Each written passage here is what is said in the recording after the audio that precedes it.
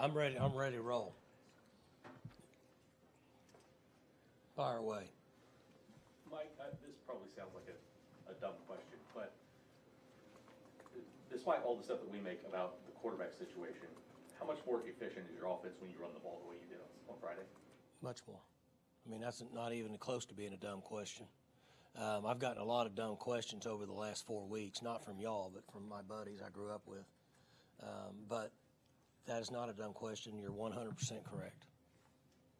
Is there a way then to continue what we saw in Provo? Obviously, Garrett goes out. Is there a way to remanufacture some of the successes that you guys had? Give me some more detail. Like on the ground, like the offense maybe hasn't ran the ball as well with Allen because he's not as much of a runner. Are there ways that you guys can replicate? You're exactly correct. Is there a way that you can replicate some of that success despite Allen? You're way too young to know, but Oklahoma ran the ball forever as the quarterback, and it wasn't Tom Brady. It was Jamel Hallway and Charles Thompson and Steve Davis and Thomas Lott and guys like that. So I'm not going to pretend to tell you that we can invent a way to create quarterback runs with certain players, but we need to try to do as much as we can. But there's no question about it. You can look across the country at pretty much every level, and now including the NFL. If you're playing with a quarterback that is a runner or a run threat, your rushing game is going to be better.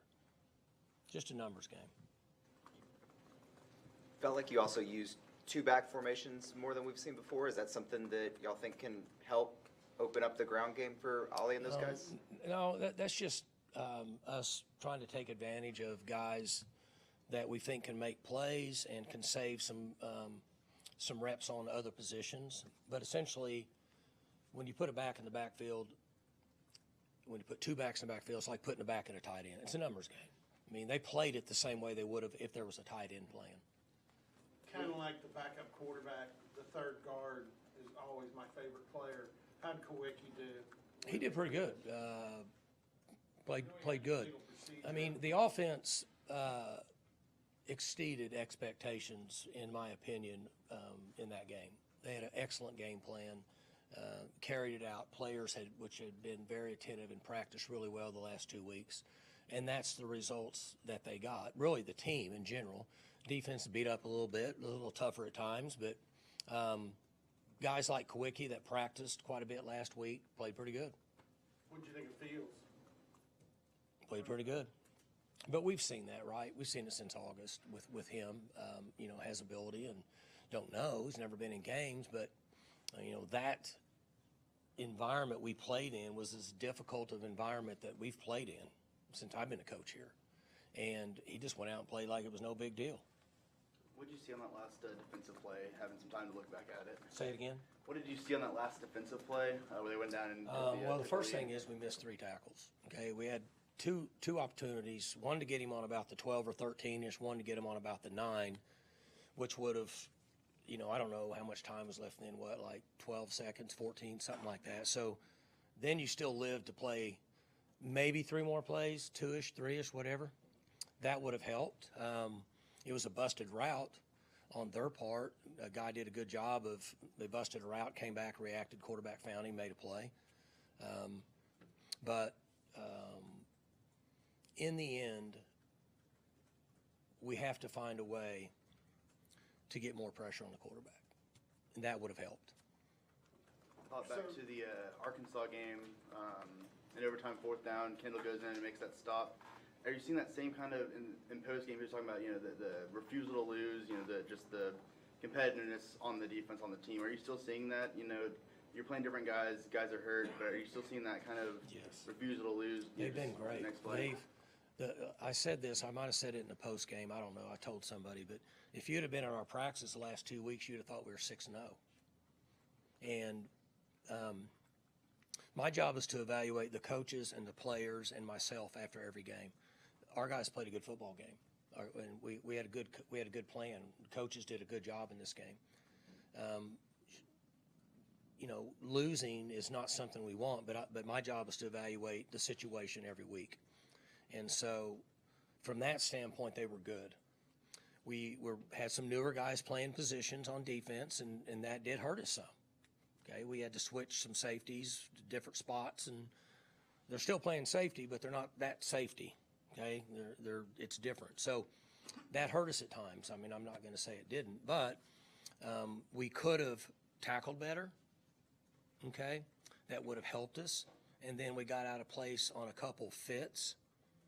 But to answer your question, they've been really good. Their competitive nature has been good. You've seen that, like in the ride home in the days since that game. It's been a couple of days. Obviously, losing a heartbreaker. You're still seeing that kind of. Well, I haven't seen them, Okay. right? I mean, I saw them Friday or whatever day, Saturday morning at breakfast. They're like any other college kid in the morning. They don't want to talk to anybody. And they get on the plane and come home, and I haven't seen them. I've seen, from a distance, but I'll see them today. It'll be the first time. I don't expect anything from them other than what they've done at this point. So what we have done as a staff and what I have done is tell them the truth over the last 3 to 4 weeks after each game, okay? You guys didn't play very well and we coached awful. Or coaches really did a pretty good job. You guys didn't play as good as you're supposed to. Or you guys played great. The coaches were awful. And so that's what I do with them. And I think they are responding to that. I think that they're eager to get better each week. Now, it's coaches talk, but also you don't have a choice. We're playing on Saturday, 2:30.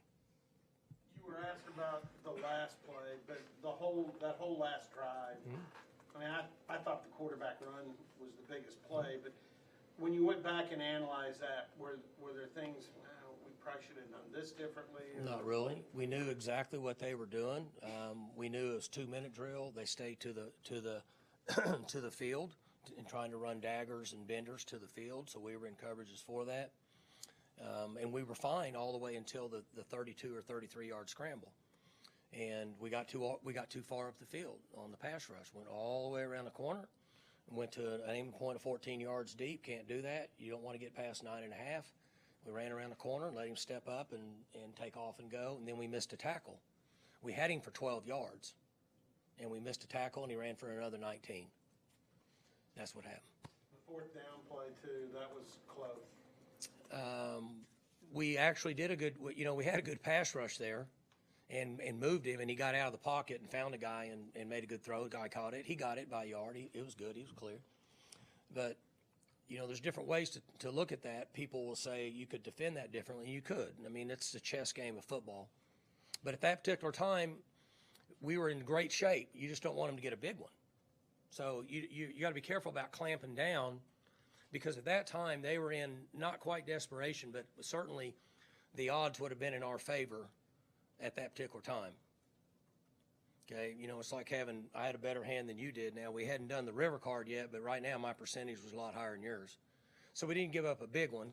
And at that point, that was before the scramble. They were still across the 50. So the clock is your friend at that time. You can look at this situation and go back forever and say what and if, and you'll never get it right unless you can change the outcome. Well, and the sad thing on the quarterback run, that was a young player. That's Puasa that got too far upfield, and he's just Everybody else was already tired, and we put somebody in. Jalil's not in the game. Jalil's not suiting up, and so we put him in, and he's a young player, and the game's not his fault, but that's what happened. He needs to, when he gets up there, he's got to come under and force the quarterback that way, not this way.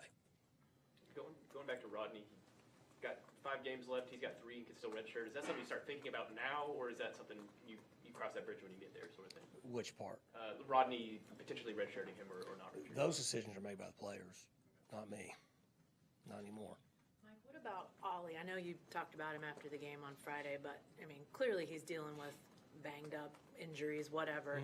But as hard as he's run, and I know this year just in total has probably not been the easiest for him, just what's been your impressions overall of what he's done for you guys? He's been great. We started out the year with really, really heavy boxes, difficult times for him to run. He's continued to, I thought there was a game or so he could have run harder, and I think just the overall, my personal opinion is the overall wear and tear and just maybe a little bit of the, where do I go? More on him a little bit. I don't know, because I haven't had a specific conversation with him directly related to that.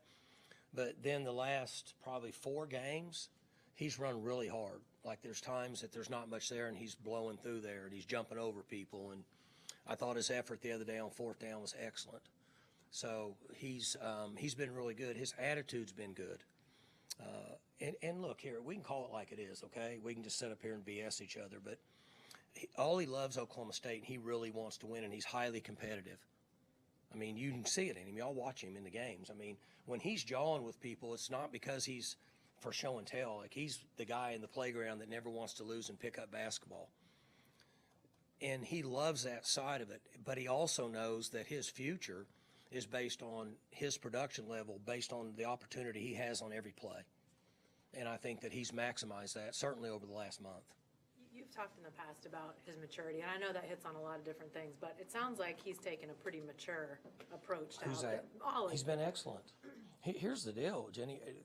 We haven't had any issues with anybody on the team.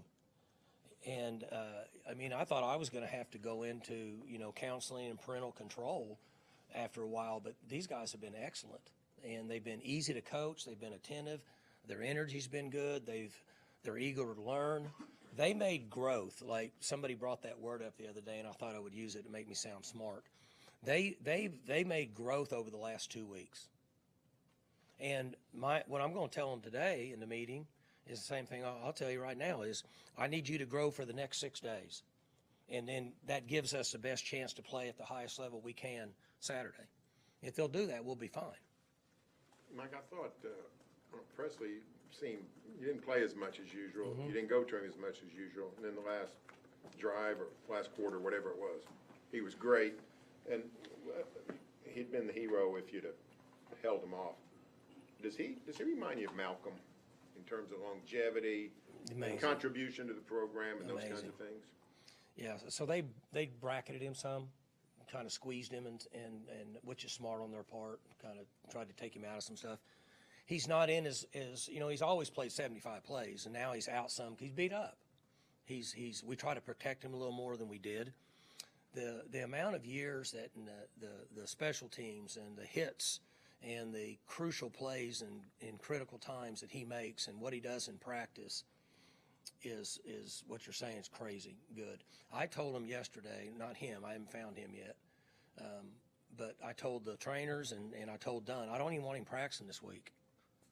He's going to be the same guy on Saturday if he practices 4 days this week or not, to a certain extent. And he needs a break. He needs, and he won't do it. Like, he's mad when he doesn't get to go back in games. At the West Virginia, I think it was, he wanted to go back in, and I said, I don't want you back in the game. And at practice, I try to get him to get out of drills. He doesn't want to get out of drills. So I'm not going to let him. You know how the trainers take a young man's helmet if he's got a ding head? Well, I'm just going to take his helmet. But he needs a break. So that's what we're going to do is give him a break this week. Well, but him and Rodriguez. Oh, yeah, I guess I similarities forgot with- to say. Yeah, both undersized, both like little rubber balls, competitive, never get tired, athletic, continue to make plays. You're like, wow, both those guys do that. And there's I don't know I don't pay attention to the NFL draft prospects of players because it's not anything that I control. I don't know where he stands on any of that, but somebody will take him at some point and he'll get into camp and then they won't be able to cut him. They'll go into meetings and they're like, well, we can't cut him. That'd be my guess, which is the same thing that kind of happened to Rodriguez. What do you think of Baylor? Playing good. Baylor's a team that lost several games but had a chance to win. They got down a bunch to BYU and battled back. Certainly could have beaten Colorado. Got behind by 17 against Utah and battled back. They could have, I don't even know how many games they've won. I hadn't paid attention, but they could have won 3 more just from what I've seen. Their quarterback is playing better now, and they're actually, playing together. They got in a shootout out here the other day. It was like the old days in the Big 12 with Tech. But they're playing better, and they could have won 2 or 3 more games pretty easily. Is what Dave Aranda's doing by calling the defenses on game day any harder or less difficult than what you did when you were calling offense as a head coach? I don't know because I haven't done it in so long. I don't want to do it. I don't want any part of it just on the time. I'm not sure how guys get that accomplished, I'll be honest with you. Unless you're just at a school where you have better players than everybody, it doesn't make a difference what plays you call. It was a tremendous workload for me personally. It put me in a video room at 6 o'clock every morning, and it kept me there till 11 o'clock at night in order to do what I needed to get done. Now, obviously, there might be other people smarter than me. They don't have to spend that much time. But it was a tremendous workload for me, and that's why I quit doing it. Plus, I don't know if I was any good at it anyway. But I can't speak for any other coaches that are doing it. I just know for me, it was a tremendous workload. Would a defensive coach need to spend as much time comparatively as an offensive coach watching? I'm going to say yes. I mean, again, I've not been in those rooms full time. I spend a lot of time in there as a head coach, but not full time. So it'd be almost unfair for me to say, but I'm going to say it's probably going to be close. Now, there's not as many calls. Yeah, I mean, an offensive coordinator is going to go into a game with 40 to 45 calls. A defensive guy will go into a game with 10, 12 maybe. What do you want to see from Allen this week? He's back to the starting quarterback. I mean, what do you want to see from him now that he's had another game under his belt? I want him to compete. I want him to sit in the pocket. I want him to move his weight forward, not backwards. I don't think there'll be an issue with the competitive side of it, but I want him to move forward, not backwards when he's in a passing mode. And I want him to distribute the ball where it needs to be based on what Baylor decides to give us. Allen's energy seemed different at times during the middle of the game. I don't know. Did he seem different to you? Maybe like more relaxed at times? In this last game? Yes. I mean, when in the sideline or something? Just as when y'all got first downs and stuff, just felt like maybe. I mean, he it seemed could different be, than he's but been the last I mean, if it's going on in the sidelines, I don't know because I'm never over there really. And if it's happening on the field, I'm probably not watching that side of it. I mean, but he was in a very difficult situation, okay? And we said, we need you to get back in and fight your ass off. And he didn't have any issues, and there wasn't, college football nowadays, the guys always said, I ain't going in. Y'all didn't like me, I ain't playing. I mean, they can do anything they want nowadays. But he was awesome to jump back in. From that standpoint, I would agree with you now that I think about it. He buckled up, got loose, went in, started playing. And I thought he was competitive when he played. Would Smith be able to run the offense if he had to go in for an emergency or something? Who? Smith? Could he? I mean, he's been practicing. No, would he be able to run the offense if, Well, I mean, we don't know. I mean, we honestly don't know. But he's been practicing, and he's getting reps. But he's not quite ready, is I guess would be the best way to put it. What have you seen from him since he's gotten on the campus? He started the year fourth string, probably would never expect to play. Now he's a play away. What have you kind of noticed about Well, him? we're giving him more reps and kind of what we saw in high school. He runs around. He's going to be elusive.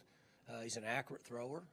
But the role that he's played up until a couple weeks ago, you don't know much because he's looking at cards and going against the other team's defense. So you don't know a lot about him. Did Garrett Wilson need to He's get third-team guy. some reps now? Mm-hmm. Mike, you had a defense that was missing arguably its three most dynamic players. Two questions. First of all, is there a chance like Nick and Trey might be available sometime soon, or what's your sense of their availability? Are you talking about Nick Martin? Yeah. No, Nick's going to be out a while. Yeah, and the other guys, I don't know. I haven't seen them, and they get reevaluated every day. Then my second part of that is to have been without those guys and to have your defense play pretty strong game. Obviously, the last play was not what you wanted, but to take a team undefeated to that point, how does that happen? To be without such dynamic playmakers and then find yourself thinking, "Oh, defense did okay." Well, I don't want to. If I say it, you'll say it's coaches talk, and then y'all won't come to my press conference anymore. So, the culture that we have with these guys is they understand how to stay the course. no matter what. And don't look at me now. I'm not taking the credit for it, but there's a lot of things that we do that we've done a long time. We have people that are involved to help them keep them mentally focused. And with young people nowadays, it's so different than it ever has been. And if they weren't 100% all in and committed to what I'm saying, they would not have played like that there. Because most everybody that follows Oklahoma State football, including the people in this room, would have thought, hey, on that morning, somebody said that it was a 11.5-point spread or whatever. Nobody would have given us any chance to probably even cover that spread based on where we were at with the situation we had, because I'm not sure that those guys even knew that the other guys on defense weren't playing. And so the way they played, with the exception of a few things that I said that we need to do better, was pretty impressive and overachieved in that particular situation, particularly when you put new guys in playing in that environment. Right? I mean, y'all were there. Who all was there? It's pretty impressive, right? A pretty damn impressive environment. They're a great addition to this league from a football standpoint for sure. Kobe Hilton's a guy. He was playing more the last 3 or 4 weeks, even before some of these injuries this last game. What have y'all seen in him, and what has he meant for this defense, especially an older guy? He's still learning on the run. He missed like 4 or 5 weeks. He was injured and didn't get to practice, and he's catching up now. There's a few things he did in this game that he needs to do better, which he can, but he brings a lot of energy and a lot of toughness and a lot of competitive nature to our defense. Do you think his experience has allowed him to sort of come in, even maybe Yes. raw? Yeah, I mean, he's veteran, been around, played college football. The game didn't get too big for him there. Compared to when you play a young player for the first time, like, he was fine. And those are the guys that you need. That's why you'd like to have a lot of veteran players playing. Mike, you gotta go 3-2 at least to be bowl eligible. How important is it to keep that streak alive? Well, it's important that we try to do the best we can and grow and win this game. And obviously, if we don't do that, then it becomes even more difficult. I've had a couple people ask me that. Beyond that, I'm going to go back to what I said earlier. I have to evaluate the situation based on the hand that we've been dealt each week. So I don't think it would be fair for me to say that it's not important. But most things that go on in society today, somebody will talk about them, and 2 days later, nobody cares anymore. Unfortunately, that's the way the world works. So we would love to play the best of our ability this week and find a way to get one more notch closer. But we also have to try to continue, I'm going to use the word again, to grow as a program with where we are each week, because our job as coaches is to make sure we play a little better each week. And over the last month, we didn't. There's 2 or 3 games that we didn't play better. We went backwards. So we failed as coaches. We stepped up and played better this week. And that's more important to me now than anything else. Parker Robertson, you talk about culture. Is he basically one of the best examples? Yeah, it's awesome, yeah. Comes in and, he's been a special teams guy and been a third-team guy on defense and had to play the whole game. And, I mean, he probably had double-digit tackles. I don't know how many he had. And he missed 2 or 3 or whatever. But he's never really been in there for 75 plays and said, hey, there's certain defenses we call and you're the primary run fitter. He hadn't been there. But here's what he did. He didn't flinch. He competed when he made a mistake. He understood it. We fixed it. He got better, and he played hard. And that's all you can ever ask. The one thing we talk about in recruiting, which obviously that's out the window now, but we used to say, you come here, we only ask you to play as hard as you can. That's it. If you do that, we're going to support you no matter what, and that's what we're doing. He also read the trick play, too. Mm-hmm. Yep. I'll give our defensive staff credit. BYU runs 2 trick plays every game, and I think they only ran 1 in this one. Is that correct? And whenever you run a trick play on offense and it doesn't work, you're like, you don't do it again. But the point being is we practiced it. Our staff did a good job, and I've heard them telling them during the week, guys, look, they run 2 a game. So this is where they do it, 35-yard line to the 15-yard line. It's not a secret. It's what they do. They do it.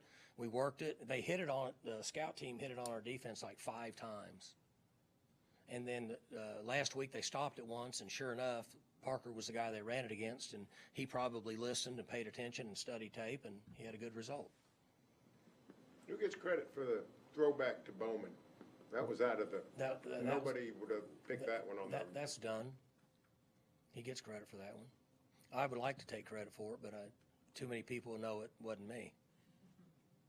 It feels like that play always gets tackled at like the 5 or something. Was it cool to see a quarterback finally get in the end zone on one of those? Yeah, he did a good job. You know, he kind of wobbled down there and looked like he had a flat on his left side and weaved in and touched the pylon.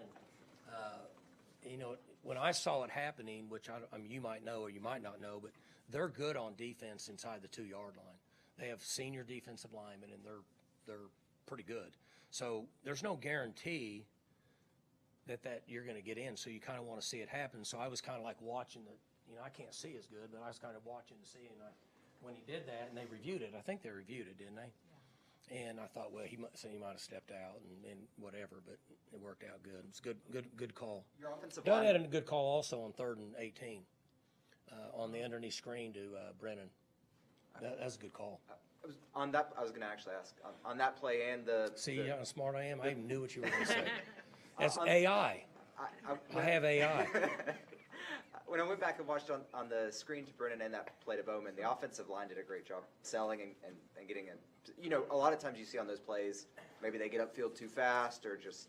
You're exactly the same thing that I do when I actually, because I love the offensive linemen, okay? And here's what they do. They like to lead a parade, right? So when it works, they like doing this, and they just run by everybody. And then the guy runs back there and tackles the quarterback. That's happened here a number of times. So I go in the meeting, and I say, guys, look, here's the deal, okay? You guys are like pigs on ice. Nobody wants to see you run anyway, okay? So the first guy you see wearing another jersey, peel off and go blocking. It looks better, okay? And the next guy do the same. And they did a good job of that. Coach Dickey had got them coached up, and they peeled off, and they built a wall, and it worked out good. Is Dickey still having to do a lot? These guys are older. They've been around for 20 years. Is Dickey still having to do a lot in practice and meetings and stuff to keep them getting better each week, you think? And it's a 24/7 process. Never enough. Those guys have a difficult job. With all the different 3-down fronts, 4-down fronts, all the movements and the stuff nowadays, it's a 24/7 job for those guys to continue to get ready to play. Mike, I think I asked you, it's maybe been a month or so ago, about the parity in all of college football, not just the Big 12. Seems like it's only gotten bigger since we talked about that. And you made the comment that you still think there's going to come a time where the really high-level halves will eventually win over with the money that they have. Are you still of that mind that eventually happens, or? Yeah. So this is like the 3rd year that we've talked about the parity in college football. As soon as the portal started, free agency is when I felt like, I said it, when people can move around, things are going to start falling in place, and there's going to be more parity than ever. You're seeing that now. And you're seeing the effects of teams that have a big portal year and how much can they pick up and actually execute, and then teams that lost a lot of guys, and can they recover? But the one thing that I've said in here, and I'm going to say it again, is and this answers your question, there needs to be a college football commissioner. With the amount of money, there's plenty of money to go around right now. So there needs to be equality. And if we don't get equality, we could end up with 8 to 10 teams that are so far financially enhanced than the other 25 or 30 teams that it could cause some disruption and people actually wanting to watch games anymore. Because right now, college football, blue chip stocks going through the roof because everybody watches the game because there's no telling who's going to win. And now, so it's turned into the NFL. And that's why the pattern we need to take, which I'm repeating myself from a week or two ago, is the NFL model. It's been how many years? 50, burial now, 52 years NFL been around? Not the AFL. The NFL. 103. No, I mean Modern day. the modern NFL. Super Bowl. Super Bowl? Yeah. Yeah, 50, 58. okay, 50-ish years. And that model has gone through the roof, right? And it's a multi-billion-dollar industry. There's plenty of money for the players. There's plenty of money for the owners. There's plenty of money for everybody. And that's the way college football is now. And we have to get one person that can be a college football commissioner and govern the conferences, and then start to getting contracts and agreements and employment deals and all the things that we need.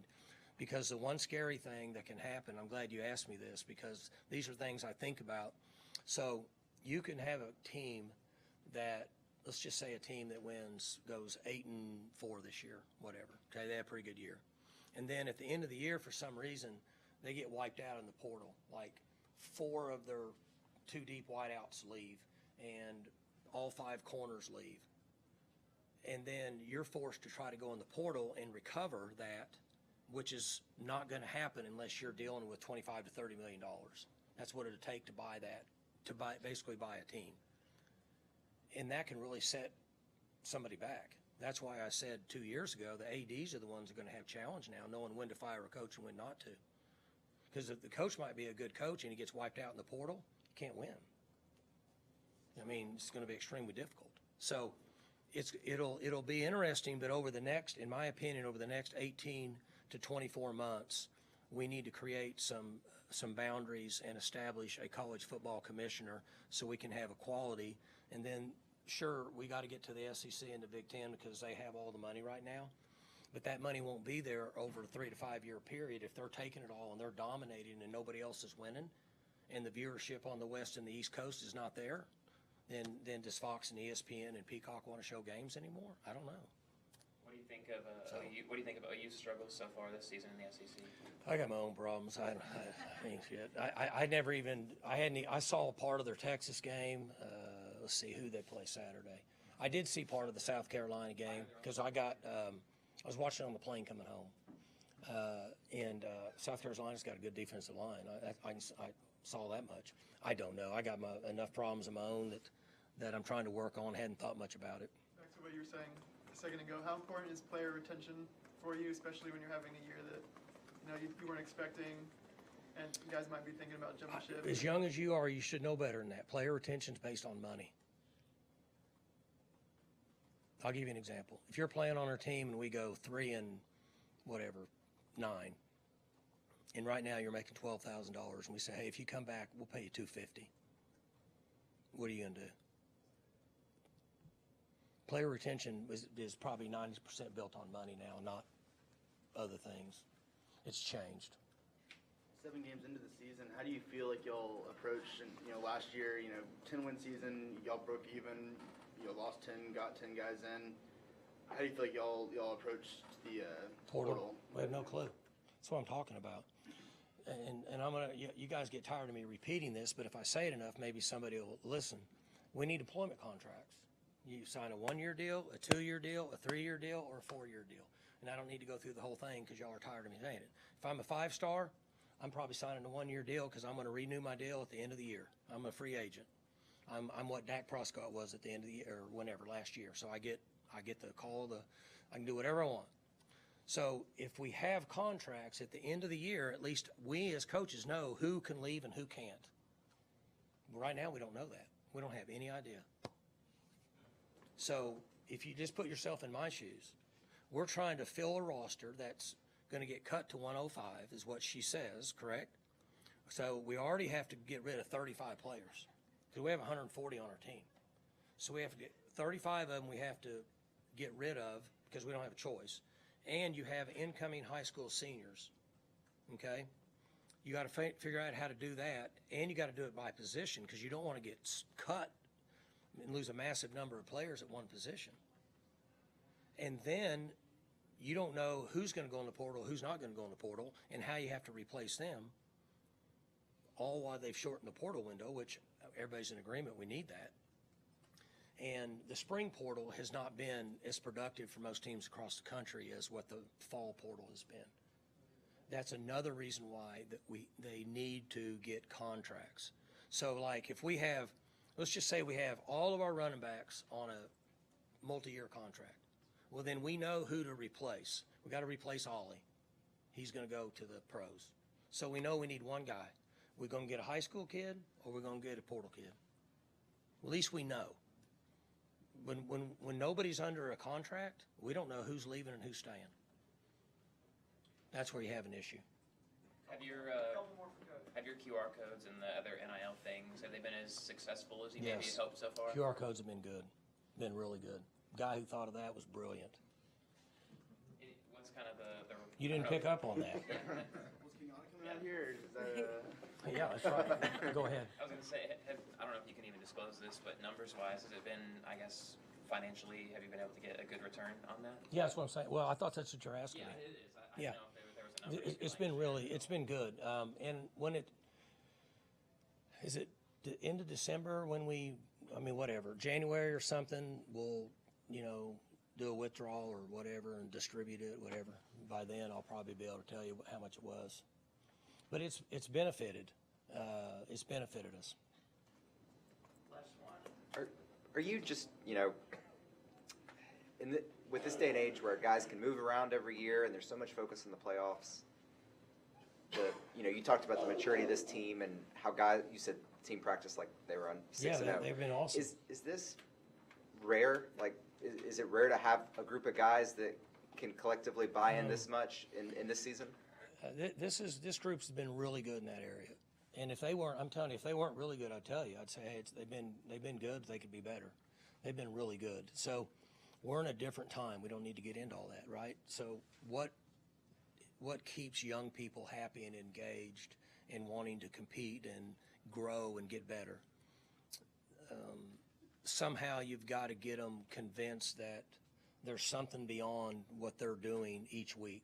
So like we talked about Ollie and maybe Kendall Daniels and Nick Martin and Colin Oliver, guys that could there's two categories here, and that's why I'm telling you this, in my opinion, since you asked me. There's guys that have a reason for what they do based on long term. And then you have the other 98.6% that aren't going to play in the pros and make any money at all. So aren't those the guys you got to get going, right? Because if you're if you're going to be a first round pick, you're going to be motivated because the better you play and the better the higher you perform, you're going to make more money. And that's what's driving these young men nowadays is money. Don't kid yourself. That's what's driving them. And so we've been fortunate that we have a good group of men in our culture that are pulling everybody else along because I can't do it. Like I can't stand up here and give the best Newt Rockney speech and everybody want to go out and practice their ass off. I just don't know how to do that. Plus they get tired of hearing me talk. I mean, I've talked to them all the time since August. They don't want to hear me anymore. So what you're saying is exactly right. And so far this group has been excellent. Good? All right.